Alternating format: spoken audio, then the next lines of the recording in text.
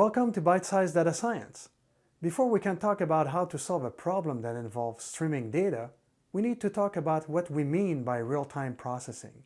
At one point, when executives went from getting a weekly decision support report to having a report available every morning at the beginning of the business day, it was seen as real-time. This evolved to reports on demand, where reports could be produced in a matter of minutes, if not seconds. This can go even further, where analytics dashboard can be updated as soon as new data is available. Of course, dashboards should be updated in a number of seconds, or otherwise it could be difficult to read. Finally, we can consider real-time if the data is acted on at machine speed or within a number of milli, if not microseconds. With streaming data, we have to consider the velocity of the data coming in, how fast you need to process it. Let's look at a few scenarios. The simplest scenario is data ingestion and storage. The goal here is to keep up with the data source while we write to storage. The question is, how quickly do you have to update the repository? If queries expect the data to be up to date, let's say within 15 minutes, that opens the door to write optimizations to the storage, which makes it easier to keep up. If this is still not fast enough, we would then need to consider multiple threads or processes writing to storage. Building on this first scenario, we may want to keep the raw data but also process it. This may simply mean that fields are validated. In another case, it could mean that a customer number is augmented with details found from a historical repository. It could also mean merging together multiple input streams. Finally, we also have the option to write the result to the repository. The next step would be to detect specific state changes and score the data to predict what happens next or what is the next best action. Of course, the scoring depends on data being transformed into the proper format in the prepare step. Once again, the result could be written into a repository. Once we are confident in the scoring, we may want to make decisions on the incoming data. Finally, it is possible to take actions on the decision.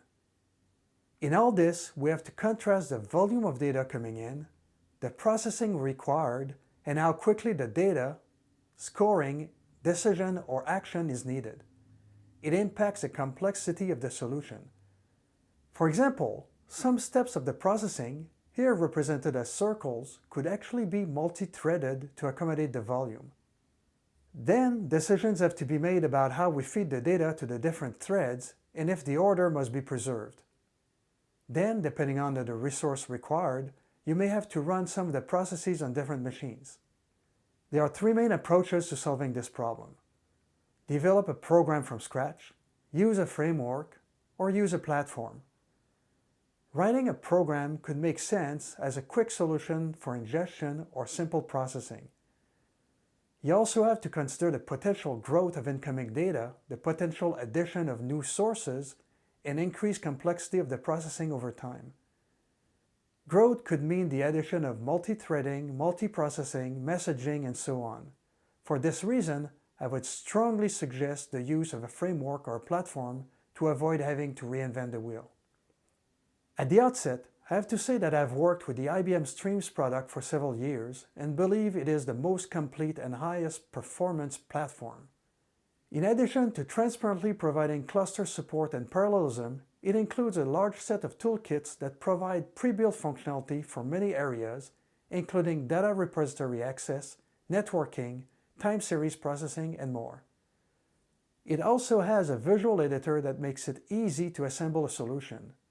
If you have a high-end need in performance or processing complexity, I would strongly recommend you look at this product.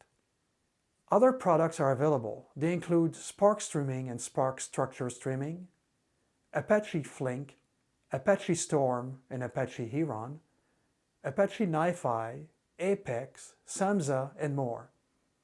This is far from an exhaustive list.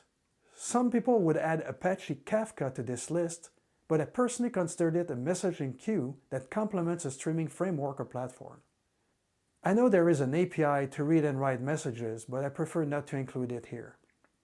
Before picking any product, make sure to understand which input data source are supported and which target outputs are supported. Another important aspect is to understand the built-in capabilities that are available for data processing. Anything you need to build increases the cost of developing and supporting your solution. The other thing to watch for are how widely used the product is and what type of support is available. One more thing. When I was following more closely products like Spark, Streaming, and Storm, I often had the impression that their focus was with the early scenarios of ingest and, to a different extent, prepare. Of course, I could be mistaken. If you define the end-to-end solution you're looking for, you can then evaluate which product fits the requirements for current and future requirements. You can figure out what needs to be built, estimate development time and maintenance costs, and decide which product fits your need. Hopefully, what we've covered here will help you make a more informed decision.